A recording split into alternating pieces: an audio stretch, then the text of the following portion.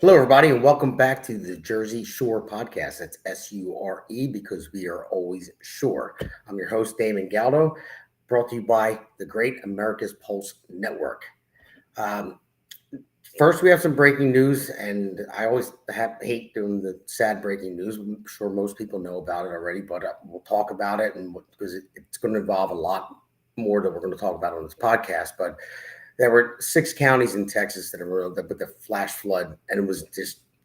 I'll be honest with you, I've never heard of something like this that quick, that fast. And after looking into it, I know it has happened before.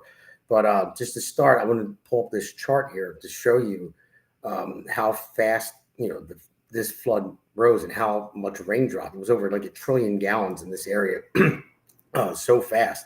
I mean, basically, it was somewhere around like midnight to 4 a.m. I'll play a clip after this, but if you look at the chart, you'll see how high it spiked and how fast it came in. It was 36 feet in like 3 hours, but maybe it was but 20 some feet in like 45 minutes. So it was.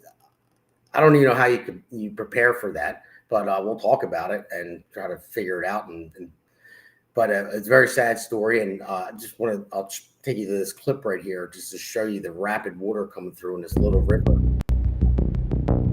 Watch it there. You'll see the cars moving and time.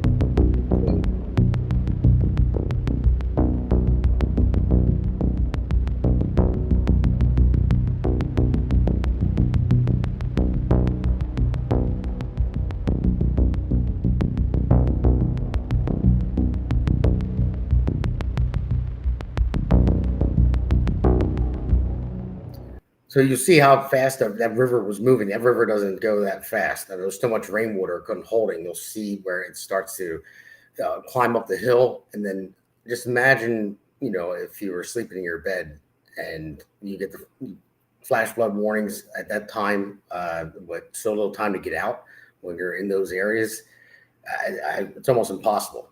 So, our hearts go out and our prayers go out to the families of those people. And also, I want to thank people from Texas because I've seen it on the news. There were so many volunteers that went to help out and try to find people. I mean, it just shows that we really care about each other still, and they did the right thing. But it's still a tragedy. So with that, we'll talk about that a little bit later. So I'll just give you a quick monologue. I haven't been on the podcast in about 2 weeks or so. Radio show last week, but I went on vacation with my family. It was much needed. Spending time with the family is great. And it's been a while. It was overdue with my work and stuff like that, and all of this. We needed a break. We went down to South Carolina, Myrtle Beach. We had a great time, and as soon as we get there, it was funny. My son sees the restaurant, says Damon's. It was Damon's Grill. I said, Dad, that's our name. So we went there, took a picture outside. It was great. But either way, we had a really good time. So that's as far as we can go with the monologue because there's plenty of stuff to talk about tonight. But we do have a special guest before we go into our first segment. His name is Jack Brangan. Jack Brangan is running for LD6 for Assembly in Camden County. Camden County, LD6.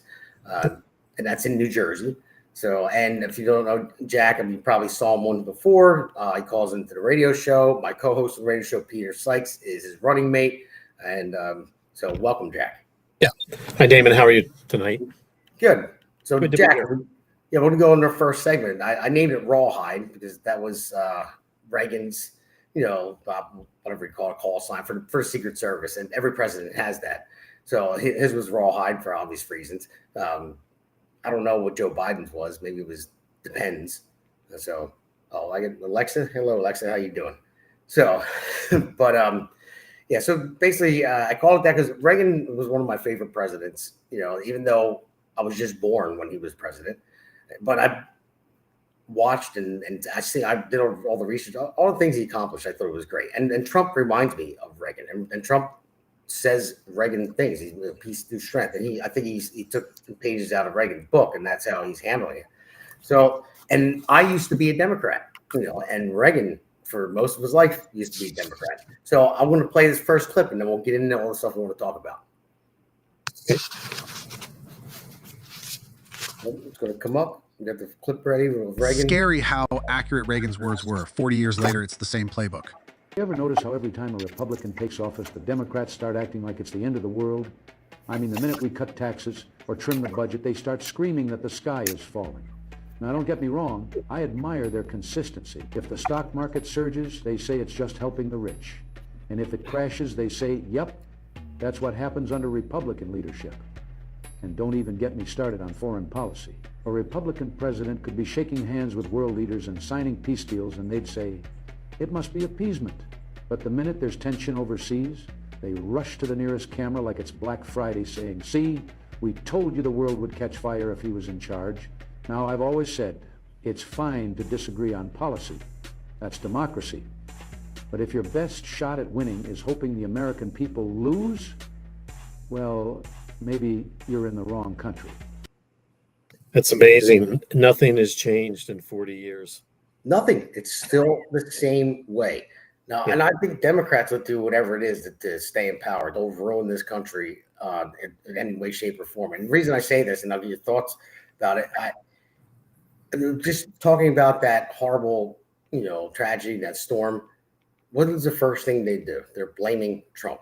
They say Doge, took funding away, and they couldn't. The National Weather Service, and that's the reason why they couldn't get the alerts out. And nothing's further from the truth. It's a lie. It's a bold-faced lie, and you can look it up yourself. But when you watch mainstream media, they're going to keep on spinning it over and over and over again.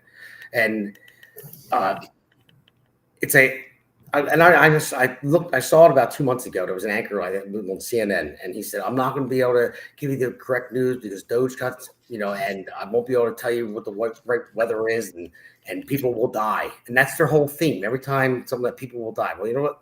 It was a natural disaster, so they started setting it up, saying this is going to happen, and they know there's going to be a natural disaster at some point, and they can just tie it to it. It's like, "See, I told you, people will die." And nothing further from the truth. They didn't lose any funding to where it hurt that. So, yeah. Now, this is a disaster beyond description. It's a nightmare multiple times over. When you think about these children, I mean, the youngest were babies. Yeah. And, something like this, there were so many circumstances, negative, tragic circumstances that fell into place, such as, it occurred between 1 a.m. and 4 a.m. in the morning. And of course, that's the time when these children are fast asleep, securely in their beds, never thinking in a million years, that anything is going to happen to them. Yeah. And you have parents now, today, literally trying to figure out how they're going to face the next hour, the next 24 hours without their daughters. And you have these Democrats that go right into the political gutter and wrenching the hearts out of these parents with this political garbage and finger pointing.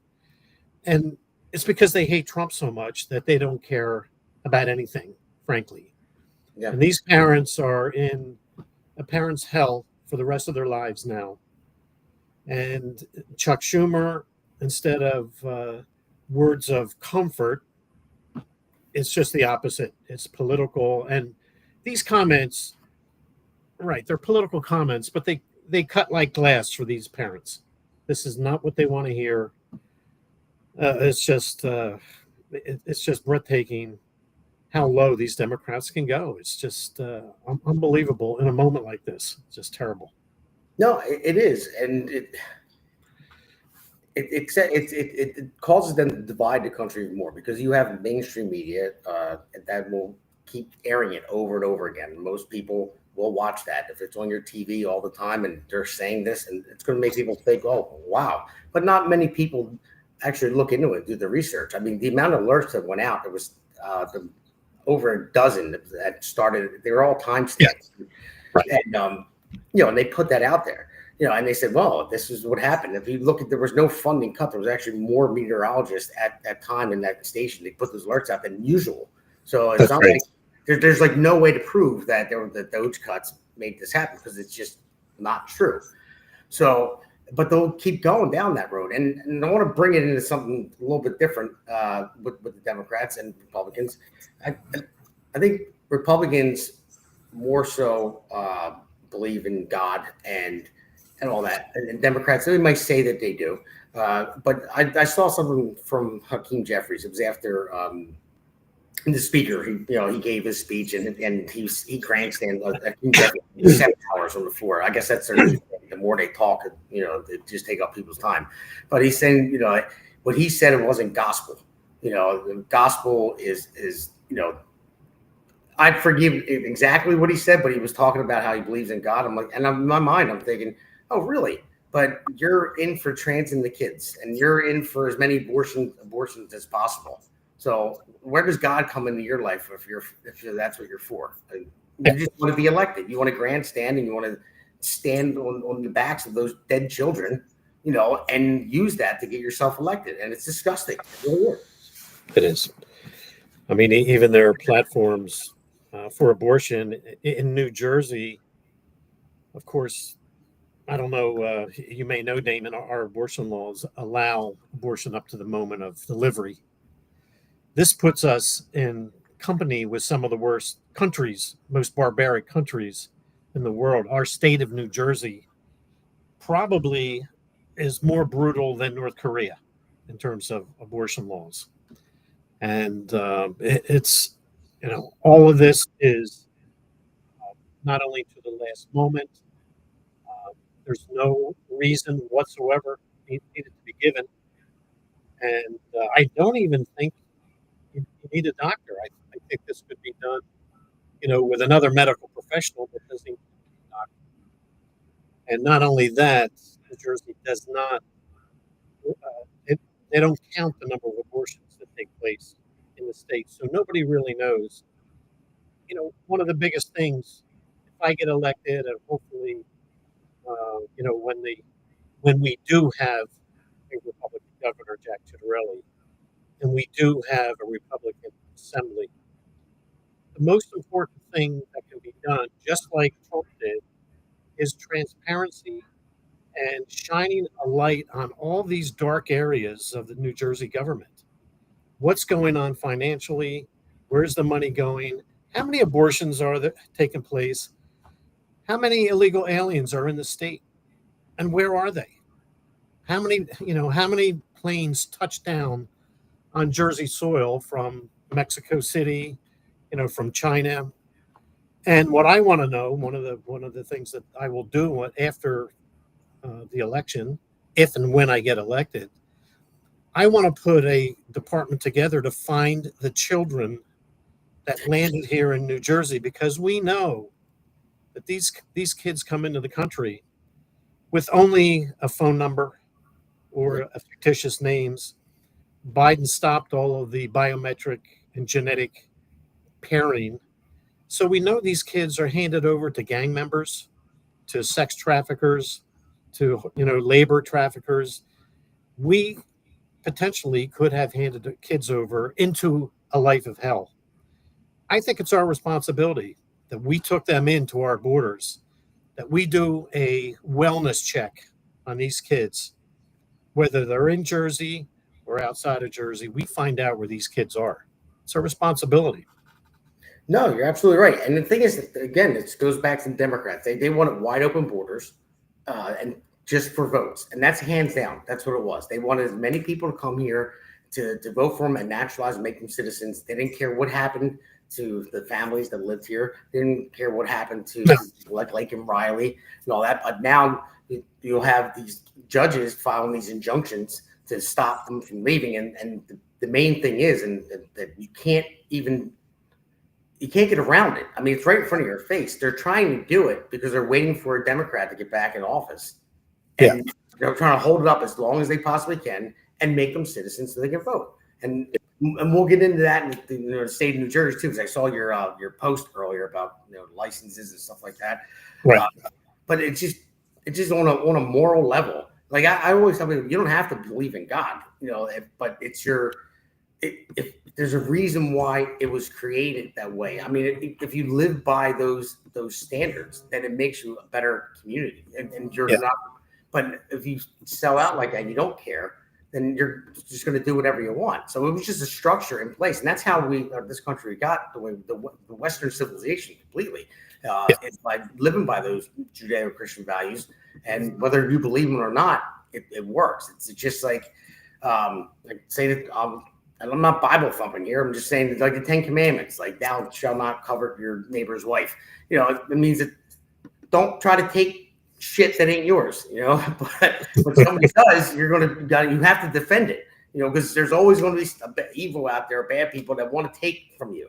But no matter how hard you work, and you build something, you're not just going to let somebody come and take it from you. So you have to defend it, and that's what a border is, and that's what a sovereign nation is. You have to defend the nation. And everyone says that Trump is a king, and who decides this, that, and the other. Well, we have to have a nation. We have a president. So it's not. Would you rather just have one person decide that everything's right and let everyone move from border to border? I mean, history shows that immigration, well, it can be good, but also if it happens too fast and at the wrong time economically, can destroy a country. Yeah. So, Trump as king. I mean, I have some thoughts about that. I mean, in New Jersey, 2008. Now, this is the Democratic Party that calls him a king and a tyrant. Yet, it was the Democratic Party that came up with the Immigrant Trust Directive in 2018 that made one of the most important directives in the history of the state, that made us a sanctuary state. yeah. Now, notice it was a directive. It was not a bill that went into the assembly for open debate or into the Senate for open debate or open to the public for public input. It was like a king, a directive that gets shoved down the throats of everybody in New Jersey. Mm-hmm. We are a sanctuary state, whether you like it or not, right? So they have they have nothing to stand on. It's the same thing with all of the gender curriculum, equity in education. These were administrative rules. These were never debated in the assembly. No discussion, no input. These are directive administrative rules, and they carry the same as the law. Yeah, so, and that's how they run the state. That's Yeah, you're right. And that's why we got to move on to our next segment in a few seconds. But I just want to say that's why I look at Trump and even love him, hate him. I know he says the things that he says and might piss people off, but he's a builder.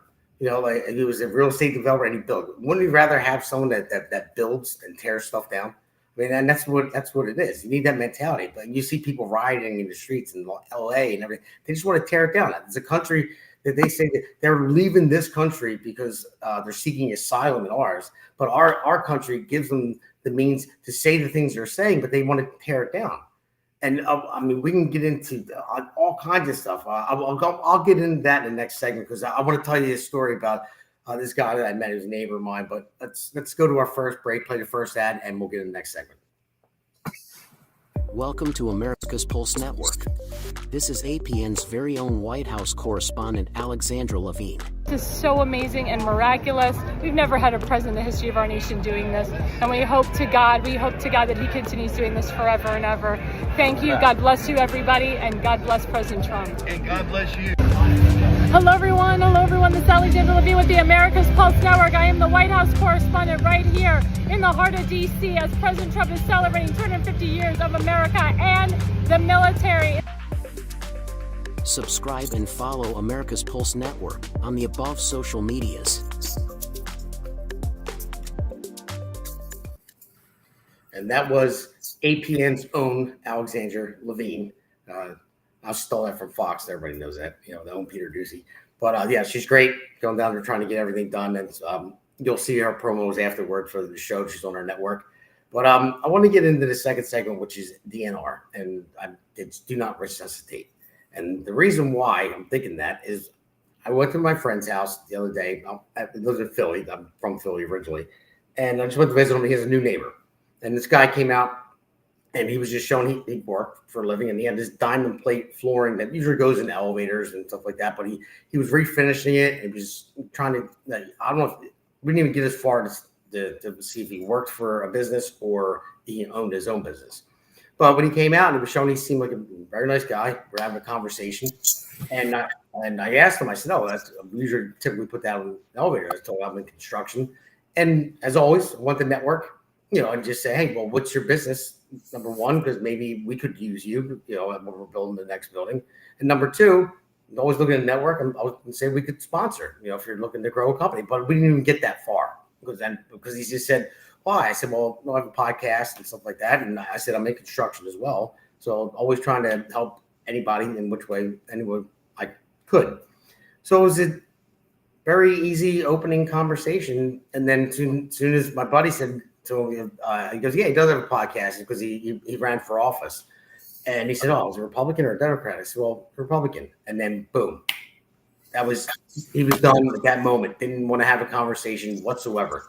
He said, I can't believe it. You're a Trumper, this and that. I can't stand reply. And he just didn't. I said, well, let me just ask you a question. Like, what's the problem? I was just offering you something for whether it was you own the company or help out the company that you work for, and just say, hey, I'm in construction too. We build multi-million-dollar buildings, and maybe we would look into like hiring your company for products, and then maybe we could advertise too. The whole part of the conversation was positive. And as soon as he heard Republican, he lost his shit. TDS just went through his damn brain, and he couldn't have a conversation. And I got him. I said, what's the problem? And he went into immigration that we just talked about. And he said, oh, they're not getting due process and this and that. And I tried to explain some things to him about the Constitution and how it's immigration law, and they go from an immigration judge and all that. And he said, no, it's just the same. And he was. Then he just rattled right off about billionaires, this, that, and the other, and how our healthcare should be universal and paid for by all. And I said, well, let me ask you something. I said, is healthcare a right? I don't see that in the Constitution. You're trying to quote the Constitution, but is that a right? No, it's not. And do you think it should be right? I said, yeah, it should be right. So well, let me just ask you a question. I wanted to have a real conversation with him. I said, let me just ask you a question. Why do you have to tell me that I owe you a service? That's basically what healthcare is. So, but if I can't, say if you smoke cigarettes, I would say, well, you can't smoke cigarettes, or you can't eat that right thing, or I'm not going to provide you with any healthcare because you shouldn't eat something bad or did something bad. And then you're going to come to me afterwards and demand my services for free when you could be the one that actually hurt yourself, eating wrong thing. Where does it stop? Where's the line end?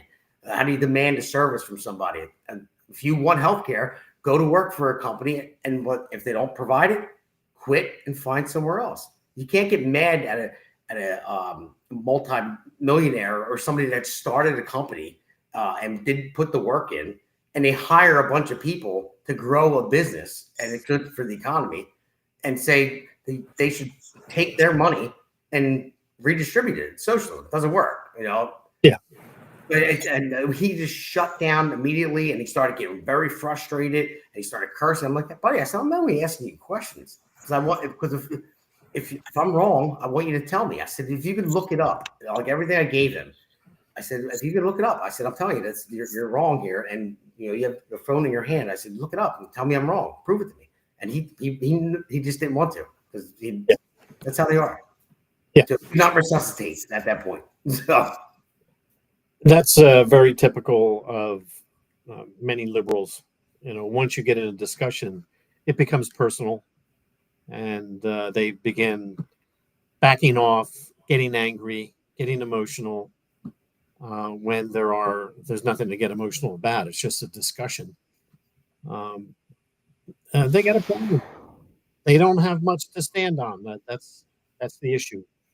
Yeah, you're right. Not at all.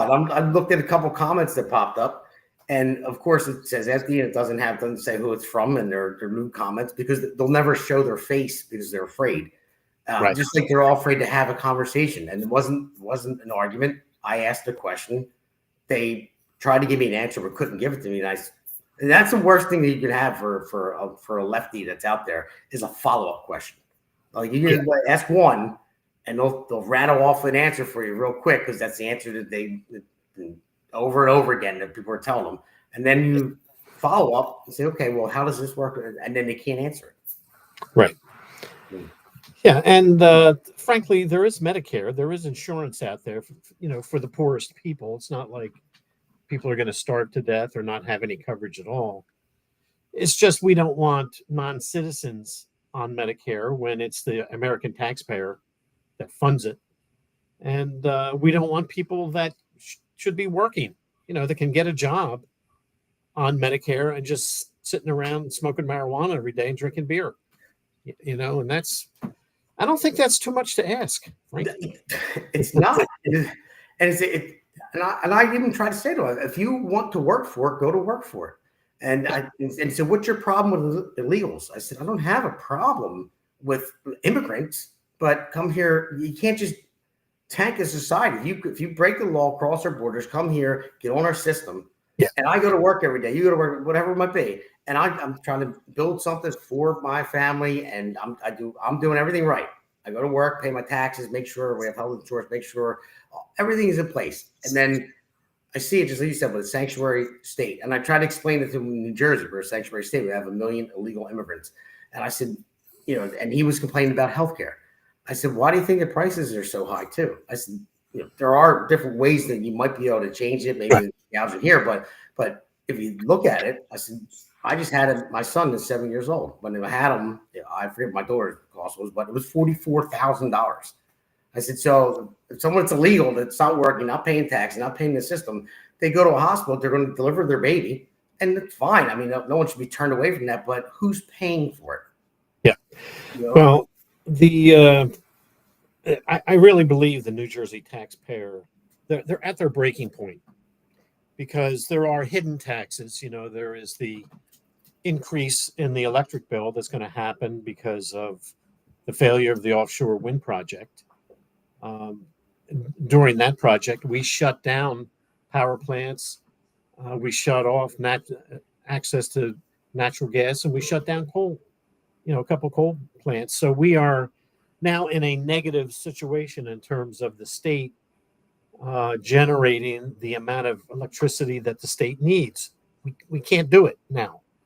We're short. So what that does, it forces the state to go out onto the national auction and buy power on an open market, this electric auction, which is more expensive than if we had generated ourselves.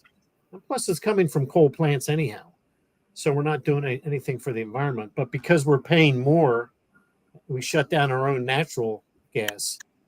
Because we go to the open market, we're paying more.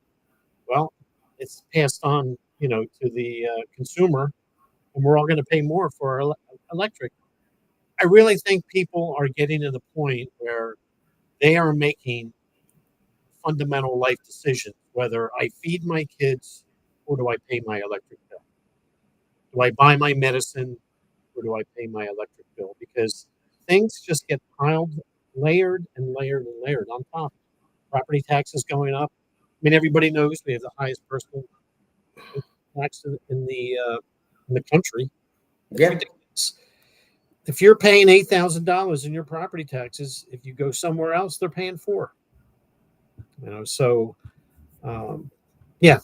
something's got to give here in New Jersey, because and what's going to give is the election in November. It's going to go red.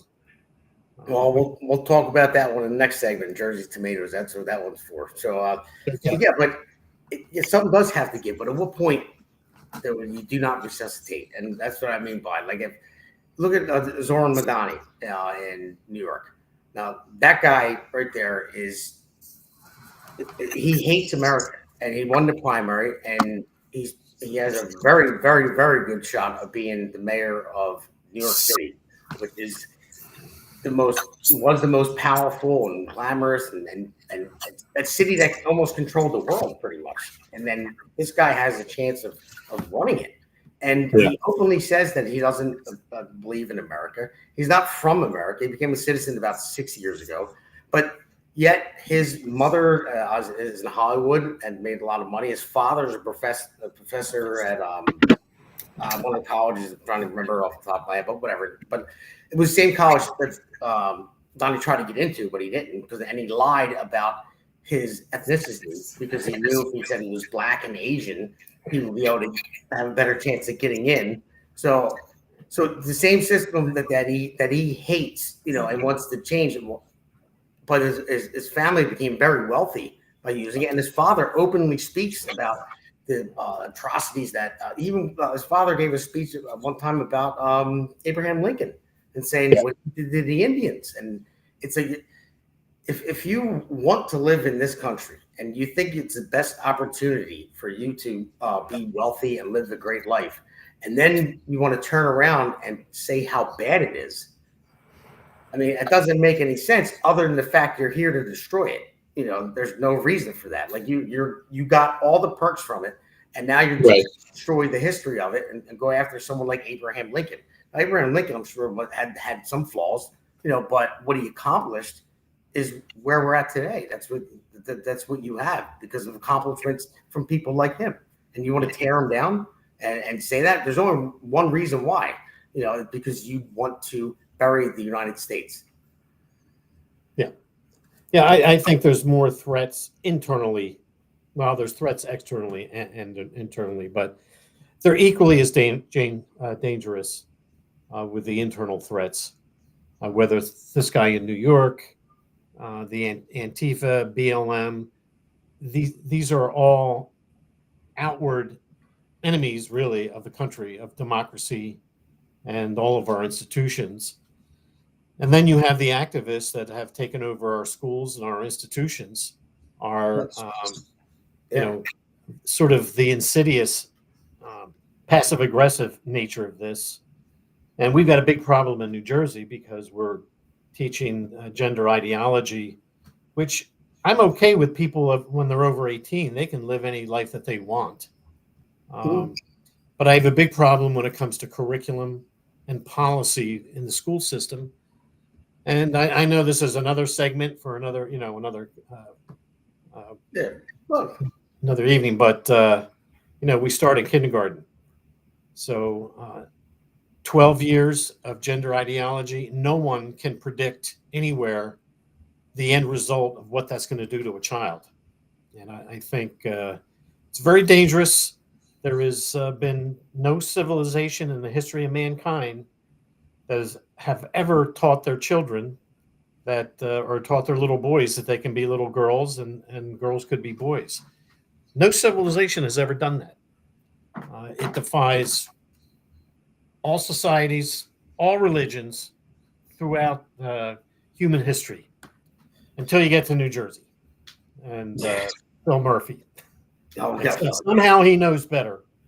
Yeah, I know, but it's just unbelievable. If people just thought about it on a rational level and just look at how socialism, Marxism, it doesn't work. Marxism believes there is no God, and socialism believes everyone this redistribution of wealth and government will take care of you. It has never worked. But people that have never experienced it, I've never experienced it, other than the fact that we are kind of like a half socialist country with the government dispersing money already without our say. So we're like kind of halfway there. That's why we got to stop that. But if you never work for anything, you expect it, then you're not going to know until it really smacks you in the face and it's going to collapse. That's why I'm at the point with it, not resuscitate at this point. So people like that, I don't think you can change. I don't know if you can. You could. I tried to. I mean, I didn't try to change them. I just wanted to hear is a conversation, and maybe he could teach me something. Maybe I could teach him something. But they're just completely shut down because they were indoctrinated right from the beginning. Yeah, somebody described the Democratic Party as just a group of people that just hate Trump. That's for sure. That's all they are. They have nothing else. It's just that's all they have. A bunch of Trump haters, and they've never had anything. Even with the Reagan clip, it's just hilarious that they're acting the same way they did in 1988. It's the same thing. And he called it out 40 years ago, and it's the same thing today. And listen, it's not all Democrats and not all Republicans are perfect. I'm just going by the party line and what basically we stand for, and that's what it is. And if you stick to that, it's a better way to go because it's going to crash and burn. I mean, throw them and die. gets elected, it's going to be one of the greatest cities ever that are going to fall. I mean, there's no way. It's not sustainable. And no one's going to know until it actually happens. It's common sense. That's all. Yeah, I mean, I don't know. I mean, if you look through history, the Democratic Party has been responsible for some of the worst cultural, legal decisions ever made in the country. I mean, if you go back even to 1800, it was the Democratic Party that built the economy of slavery in the South. These were all Southern Democrats. They became the party of the Confederacy, from 1860 to 1865, fighting not on behalf of African Americans, but fighting to keep them slaves. They were Southern Democrats. And after the Civil War, the Union Army came down into the South to keep order, basically against the Democratic Party. And at some point later in late 1800s, the Union Army had to go back, had to retreat, and the Democratic Party took over again. And that was the foundation for the red shirts, Jim Crow at the turn of the century from 1900, frankly, that went up into the 1960s. That was all Democrat. The Ku Klux Klan was Democrat. Yeah. After the war, the Civil War, there were actually, close to 100 black state assemblymen and congressmen in the South. And as soon as the Democrats took over, they were all kicked out. And this was all the Democratic Party. If people are looking for reparations, I say go to the Democrats, get your money. You just took the words out of my mouth. I was waiting to say that. If they want to push reparations, just tell the Democrats to pay you back. And guess how many Republicans we'd have then? Because they don't switch parties. I mean, the reparations, they are going back to the federal government, the very government that sacrificed to fight to free them. It was the federal government that sacrificed 360,000 Union soldiers to free their ancestors. And now they're coming back to the same government and saying, give me $10 trillion. Go to the Democrats. They have the money. They got the $10 trillion. So, Yeah, as much as that'd be good, I don't think it would ever happen. Because then they would all become Republicans and they would vote and they'll screw up the whole party. Right. Everything they touch is a disaster. We just have to make sure the country is moving forward. We have to make sure in November, New Jersey is not left behind. We got to get on board because the future will look bright for Jersey as long as there's Republicans running the government in Trenton. Yeah. So if Democrats again, it's going to be a dark day and another dark 4 years. Yeah. So, all right. Well, we're going to take another break. Go to our third segment. I know I had a clip I was going to play here, but we got into talking. I didn't bring it up, but it doesn't matter. We talked about it already. So let's take another quick break and go on to the next segment.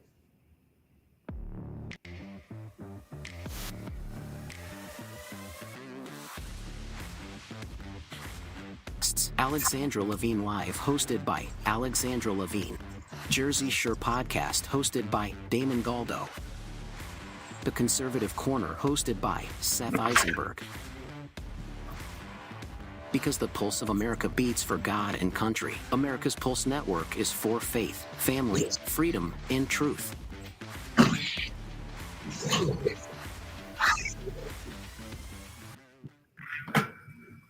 All right, welcome back, everybody. This is the third segment. I'm calling it Jersey Tomatoes because Jersey is supposed to be famous for the tomatoes, and they're red, just like the Republican Party. And we're trying to flip New Jersey red. Jack is running for assembly, and we're trying to get Jack Ciattarelli, other Jack, as governor to flip this state red. So, Jack, let's hear it, man. How are you and Pete and Ciattarelli? How do we get the team together and make this all happen? Yeah, well, first of all, people can come to our website. This is LD6, which generally in New Jersey is the Cherry Hill area, the Haddonfield area, Voorhees area, Berlin, West Berlin. if you're familiar with South Jersey, all along the White Horse Pike. So that's Lindenwold, Somerdale. These are all, Maple Shade is another one, not on the Pike, but part of the district. So there's 20 towns. If you're in those towns and you want to see positive change in New Jersey for the assembly candidates, it would be myself and Peter Sykes. The opposition, the Democrats in our district, is Lou Greenwald and Melinda Kane. Now, Lou Greenwald has been in this position for 29 years. So this is a guy, if he was ever going to do something good, he has had his opportunity. And given the state of our state, he has not done anything good at all. So I think it's time for him to go. And just to give you, put it the right framework, when he started in the assembly 29 years ago, if we do this, define this in Philadelphia Phillies terms, when he started, Harry Callis and Richie Ashburn were still calling the Phillies games, right? Chris Wheeler was there. What else do we have here? It was the year that Braveheart came out with Mel Gibson. Let's see, Twister came out.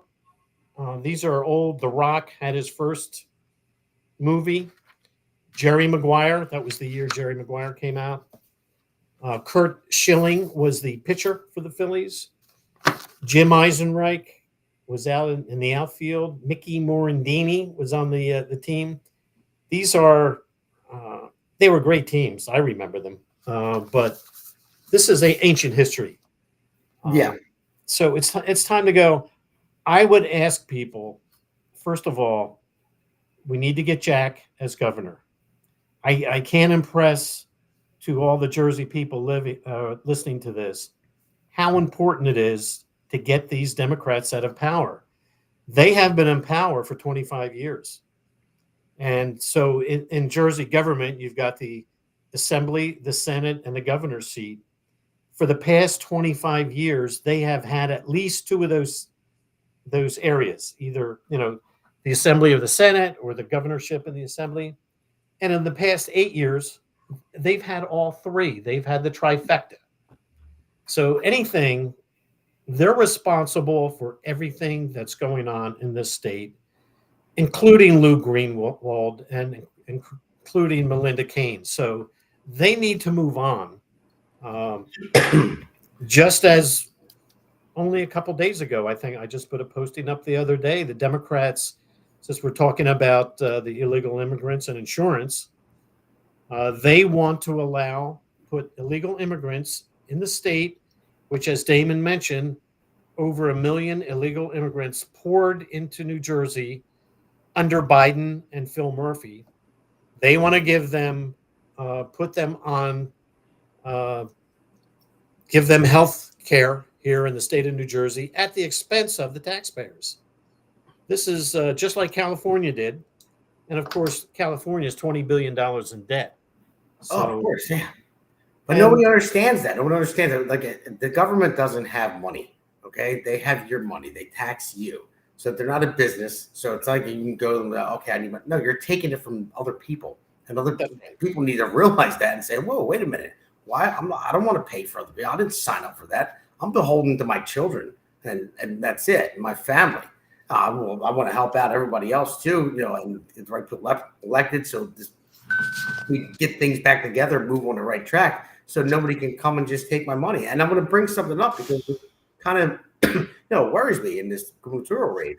And I'm going to bring up a little slide here real quick. It's going to show the percentages of Chitterelli and Cheryl, and I'll talk about where the article came from. I mean, right out of the gate, 56 and 35. I mean, she has the lead out of the gate. And I'll read you this article. This came from Rutgers. I'll just go over a couple. It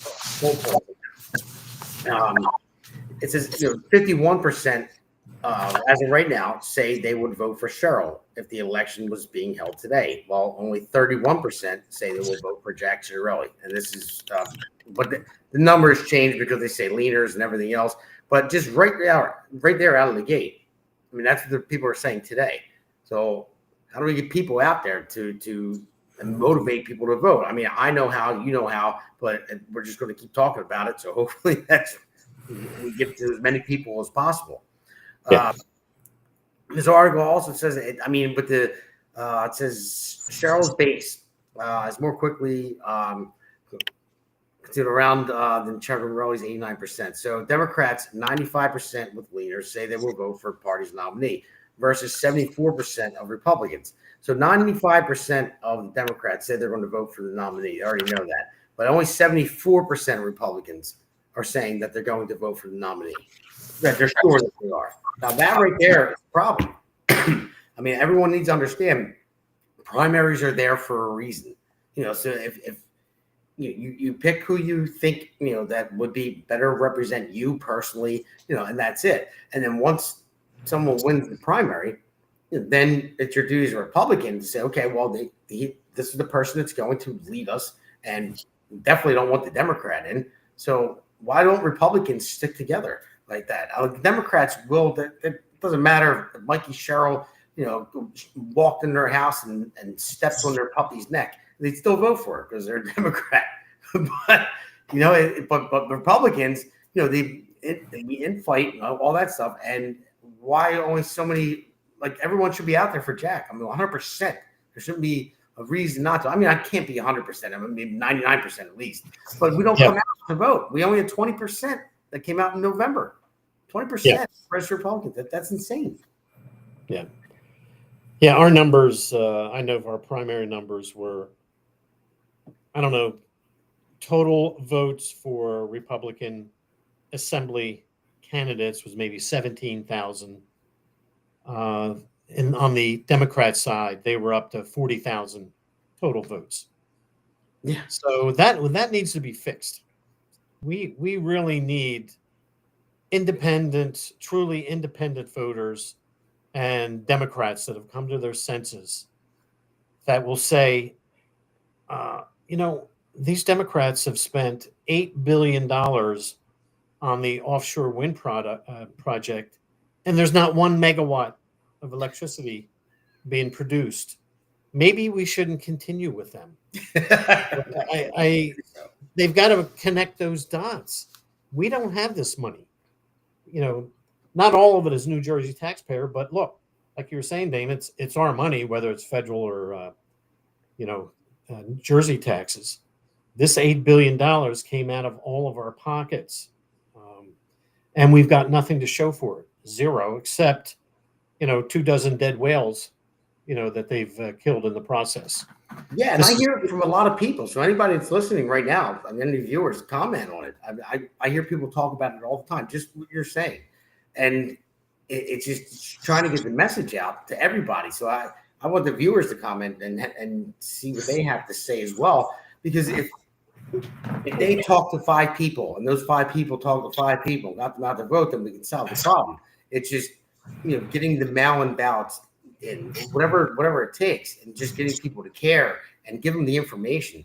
Because some people, they may align with our views and understand that this is the thing, but they don't realize how like dangerous it can be to keep going down this route. It's eventually going to collapse because word of mouth, it's people to people. That's probably the best way to do it. But you have to talk about it, and that's what we're trying to do: is get people to talk about it and understand how dangerous it could be if we have another 8 years of, say, Phil Murphy.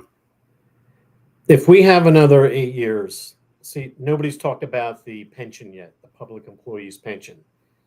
That is the weak link in all of the financials in New Jersey. We put $7 billion into that because this pension is not sustaining itself. The pension only covers 32 cents of every dollar of obligation. So that means for every $100 that we owe, a pensioner, that pension only covers $32. We got to go to the taxpayer to backfill that, to pay that pensioner, that retiree. And I think we have to admit to the fact that understand that the pension provides a salary for the rest of a person's life. We can't afford to do that anymore. We have to switch over to a 401k or some sort of blend of pension 401k. We cannot afford, this state cannot afford to provide an income for public employees for the rest of their life. What we can do is match their funds.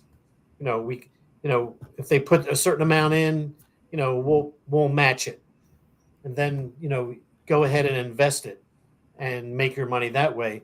That's how private industry does it. They got rid of pensions a long time ago because you can't afford to provide a living for a person till the day they die. It's impossible. You can't do it. So this is a disaster waiting to happen. And the state is legally obligated to honor the contract they have with their retirees. And they will bubble to the top before the schools, police, everything else that we need in the state comes second. The retirees will come first. We got to fix this. And there are ways to do it. Wisconsin did it. So anyway, don't get me on that one. Yeah, no, that's fine. That's fine. I want to hear it because I'm in the union myself. I'm in the carpenters union. Well, I'm not anti-union, but the big No, problem neither. here is the NJEA, which is another podcast. I'll do that another time. No, I'm anti them. I'm anti public taxpayer unions, teachers I unions. have plans for the NJEA once elected. They will know once and for all they work for us. We don't work for them. That's the problem right now. We're going to change that. No, I hope so. And we have a couple minutes left in this segment, so I just want to go on my quick rant here because I want to Okay. And last time we talked about the guy that I met, and he was a big lefty and just didn't want to hear anything. And he was talking about corporations, and when I was trying to tell him, like, well, if he brought up Elon Musk. Now I'm like, well, Elon Musk. Well, you can't go after somebody that came up with a better idea and worked harder than you and used the system that's already in place to get rich. And that's because he employs a ton of people. And if you don't want to work for him, don't work for him. But no one can just decide to say, hey, you made too much money, I want to come and take it. I mean, it's not, would you like me to, who decides? I said, at what point does somebody do that to you? And say, hey, you're making too much money, I want to come and take it. You got to pay for somebody else. I said, I don't think you're going to be, talking the same way they are now. And I said, if you want to change something about big corporations, and well, I didn't get to say it because the conversation was over, but I just, just for listeners, it's kind of funny, but it's my rant. So I've been on the phone with Comcast forever, and I had Xfinity, and when I had Xfinity Mobile, they charged me for an extra line for 2 years. It was never activated. And I didn't know because they sold me on the automatic payments that come out of my account and stuff like that. And yeah, there's some of it my fault. So I paid attention to it, but I trusted that this was the way it would happen. They're providing me with a service, a good service, and they're going to do this and that and the other. And we'll automatically deduct it from your account so you don't have to worry about it. Even though it's more that they don't have to worry about it, so they get their money every month automatically. So when I found out about it, I called. I said, hey, you've been charging me for an extra line for 2 years. And it wasn't a lot of money a month, but when you added it up over two, it was a little over 2 years. It was like $500. And so they said, okay, we're going to reimburse you. And we're going to send you. Okay, great. Thank you. You realized your mistake, and they didn't. But they didn't reimburse me. So I waited for the check. They said it was going to be 12 weeks. I call again. And when you call, you have to wait on hold. Forever to get on somebody, and you have to tell your story again forever. And this is my time trying to get my money back, and then no, call this office, call that. I must have wasted about 15 hours of my time total just trying to get this money back. When they keep saying, yes, you're right, we see the notes here, you're going to get it. So finally, they timed me out. They said we can only go back so far. It was $500. And then after they get so far, they said, we can't reimburse you for some of that. So now we can only give you $320. And I'm like, what do you mean? You didn't send it to me. How are you timing me out? And then it turned into $130. And then now it's zero. And I said, I'm like, what do you mean? I said, I didn't They said, "Oh, well, it's been too long," and it's only been too long because you never sent me the damn money. And I'm like, my time is valuable.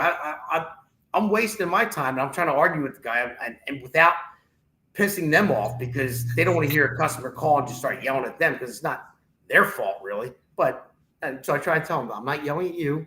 This is just the 15th time that I called, and I said I keep getting shoved this way, that way, that way. So then finally I canceled my service, at Xfinity completely. I said I'm never going back to them.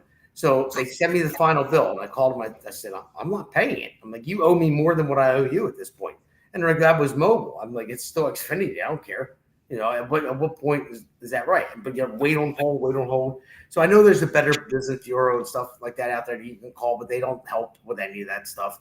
So just think about that when you're running for assembly, to hold big companies accountable for everyone's time, to wait on hold. I hate when they give you the long answer, you can go online and you can do this and you can do, and if you, God forbid, somebody gets laid off and has to get in touch with unemployment, it's never going to happen. Yeah. Any government program too. So it's like anything to stop you from getting in touch with somebody to get what you deserve when they owe you, and they just put you on hold forever, and there's no way you can get back. And then they threaten, well, we're going to send your bill into collections. It's going to hurt your credit. I'm like, right. That's fair. I'm like, you owe me money. Well, I don't have the power to send my bill to you and put yours in collections. But yeah, I just wanted to get that rant out in that last piece there. So yeah, think about that when you're passing legislation, in assembly. Sounds like a Bill of Rights, customers' Bill of Rights issue. Yeah, it should be. I mean, I know there are places out there like Better Business Bureau and stuff like that are supposed to help out with it, but they don't. You can't even get a hold of them. There's nobody wants to do their job. And that's the thing. You just make people do their job. That's well, probably the first 10 people that you spoke to did not have the authority to give money. They probably had no financial authority whatsoever. No, they didn't, for sure. But then I asked to speak to the supervisor, and they put me on the supervisor, and they said, "Oh, we're going to take care of this. We're going to send you the money," and it just never came. And I called back, and then I had to go through the same process to get the same person that didn't have the authority to find a person with the authority, and then they transfer you to another department, and you're like, no, we can't help you. And they transfer you over to here, and it just and they're all in India or Costa Rica. Yes, exactly. I will bring that back here too to create more jobs as well, so you can actually speak to someone who lives in this country and speaks your language and doesn't read like a robot off of the screen, and that's all they do. They just keep repeating it. I'm like, I heard you already. You're reading the screen. Actually, that's a topic for another podcast. Yeah. Is reversing all the outsourcing that was done over the past 30 years. Yes. We really need to bring those jobs back home for a lot of different reasons. But part of it is to put our own technicians back to work. Because 30 years ago, it was our own people that ran all these systems. Perfectly capable, good technicians.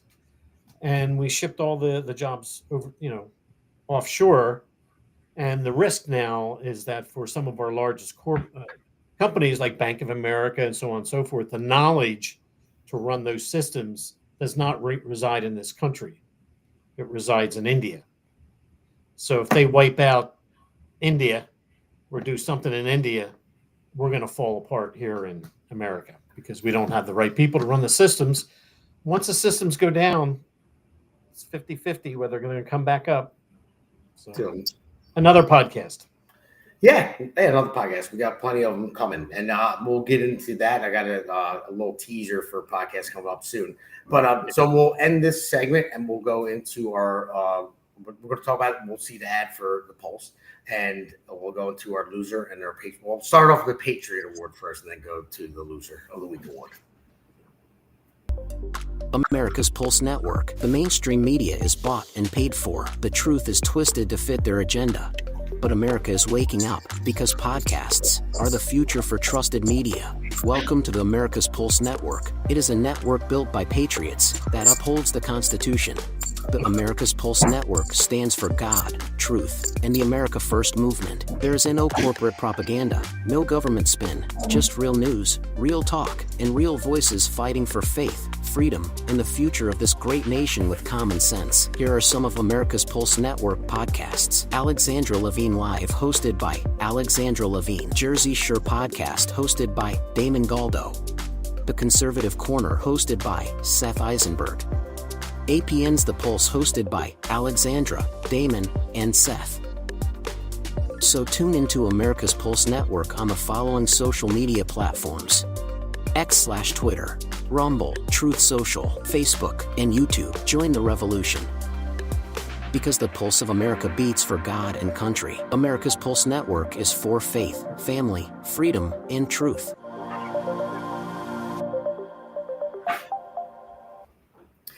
All right, so we'll go into our Patriot of the Week award, then loser after that, and then we'll start wrapping it up. So the Patriot of the Week, here we go. I'm going to let it play.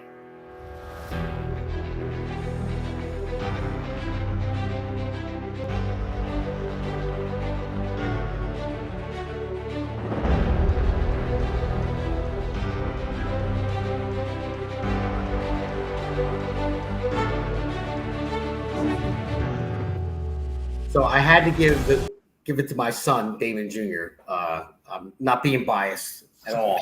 No, of course not. Well, no, he was born on the 4th of July. And of course, he knows the stuff that I talk about him, try to raise him right and be patriotic. But when I told him that he shared the same birthday as America, then he was like very excited and wanted to know about more of it. And he came on the radio show, 92.1 on Thursday, and he gave his little speech. He asked me to put something together for him, and he read it. It was cute. But so I had to give him the Patriot of the Week award. And my daughter, I'm going to have to probably give it to her next week or the week after, just to even out there. So anyway, but yeah, it was really cute. And I was proud of him because, he was so happy that he shared his birthday with America. That's great. July 4th. Yeah, the only thing is, it just took forever for me to explain to my daughter why he had fireworks on his birthday and she didn't. So every October, she would go buy fireworks and light them all for her birthday until she got older. Yeah. So from here, we're going to go to the Loser of the Week award, and this one's pretty funny.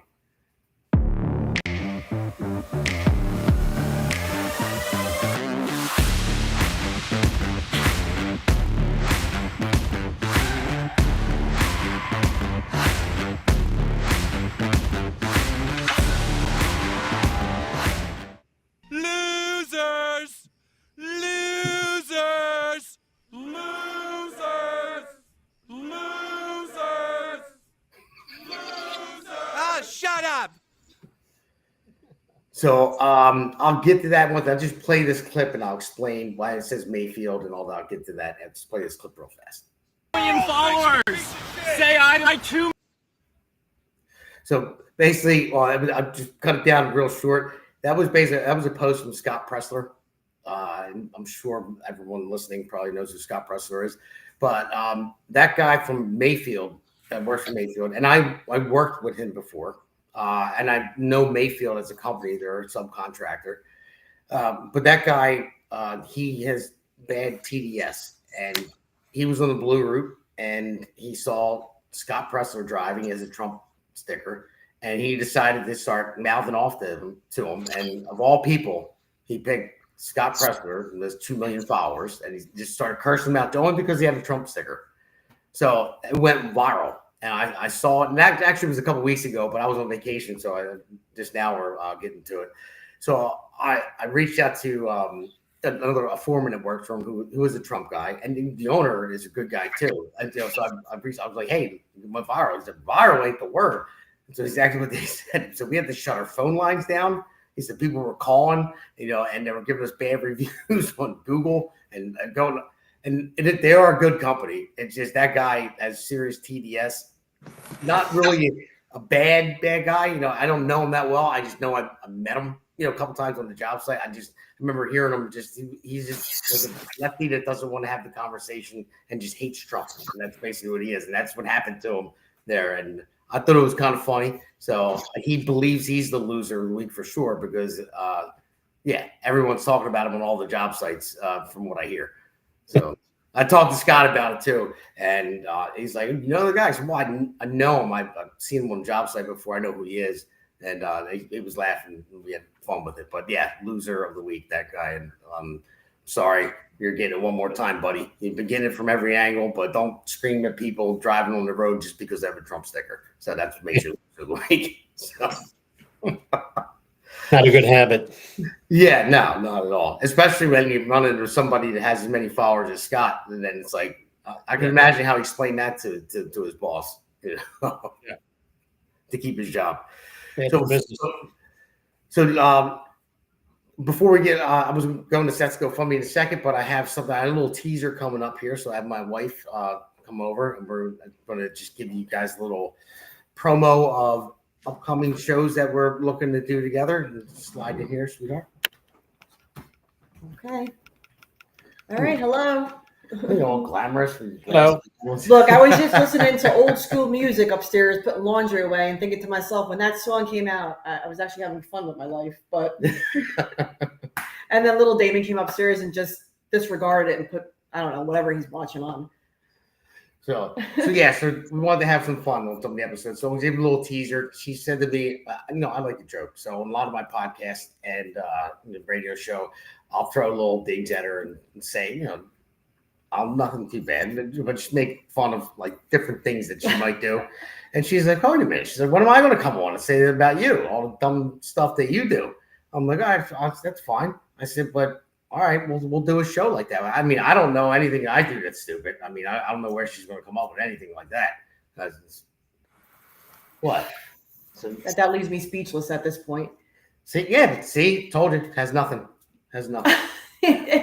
Speechless because I can't believe you just said that. That's where we're coming in with the speechless part. And my thing with Damon is that when I start bringing up old stories of him, and he's like, "Oh, it wasn't that bad." I'm like, "Yeah, it was, because if I did that, it would be a totally different reaction." And you know that. Well, you should have started your own podcast. Oh, well. But no, that's just for all the listeners out there. Just look, stay tuned. We're going to do a show here and there together and talk about just marital stuff and have fun with it. Yeah. And because nothing is more important than family. And it's good to make fun of each other sometimes. And also get other couples' perspective. Like maybe what I think and what Damon thinks, somebody else could have another, they may think differently or whatever, and they can teach us something, or maybe we could teach them something. So. And that way it's live and it's recorded. So if she hits me, it's there. I have all the evidence. All right, sweetie. Thank you. All right. So, Jack, thank you for coming on very much. It was my pleasure. I appreciate it. You're always welcome. We want to get you and Pete and all the other people elected. Jackson really elected. We're going to need to turn New Jersey red. That's what we need to do. Let me just give the website for anyone in those towns that I mentioned, LD6, Legislative District number 6. If you go to votejackandpete.com, real simple, votejackandpete.com. There's some information, biographies for both of us, but we've got some information out there about our positions on some of the hot topics in New Jersey. There's a page on our ideas about Doge, and I'm working on a couple other bills as part of Moms for Liberty, which I'm also involved with, that maybe the next time I can get a couple minutes to talk about those bills, because it's I think they're going to be a big deal for add additional protections for children in the state of New Jersey in the area of fentanyl, protecting them more from fentanyl, and also blocking kids from going onto pornographic websites. So we'll talk about that maybe on another podcast. Those bills are will be introduced into the assembly, and we're going to try to make them law.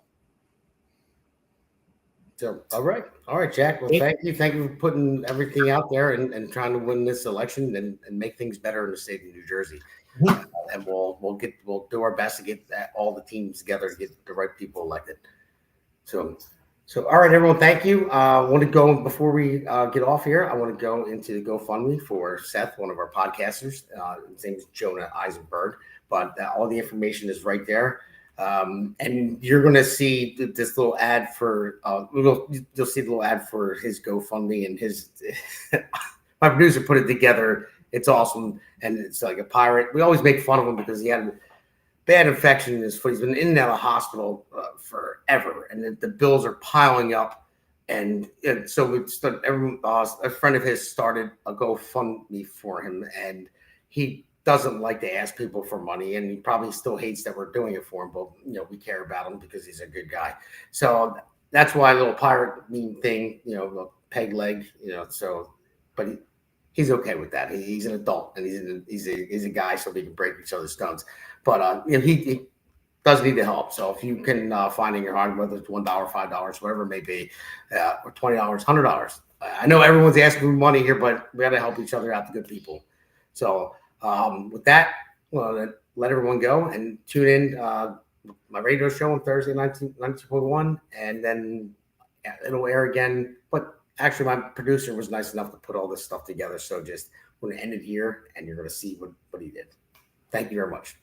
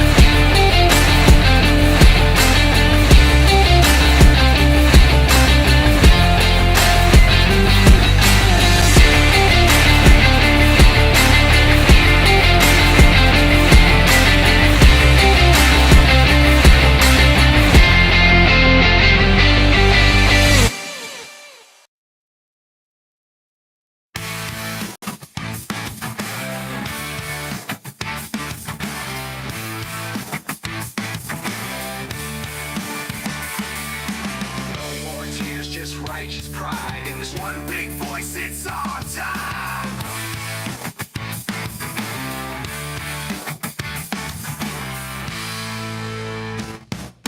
Generation fighters take the stand from shore to shore. We reclaim